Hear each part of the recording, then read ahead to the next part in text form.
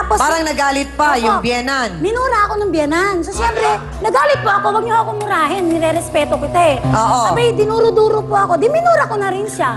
Tapos nagsabi So mga tuwid, hindi rin kayo nagkaintindihan, nagkagulo kayo lalo. Opo, nagkagulo. Di umuwi So ako. parang sinasabi mo, yung biyenan ni Rose na inanong kanyang karelasyon, Pinagtatanggol pa niya si Rose. sinasabing walang katotohanan Opo. yung mga paratang mo kay Rose. Dahil Sinisiraan baka lang. naman nagkakamali ka rin nga. Hindi po, kasi umami na yung tinutulugan nila lagi eh.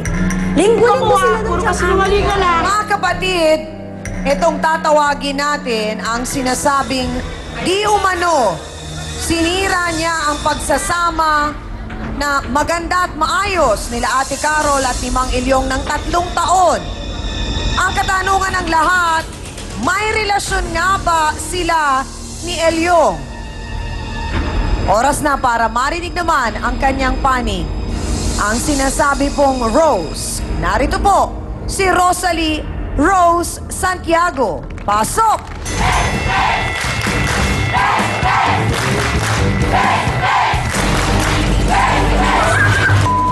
Ang dali!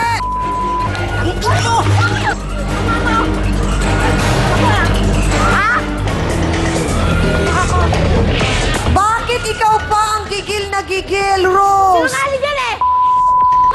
Bawag ka kasi! Kung damdamin at paliwanag ni Ate Rose, ano nga ba ang real dalawa ni Mang Ilyong? Yan ang bubusisiin natin. Kanyo, magbabalik po ang nagbabagang...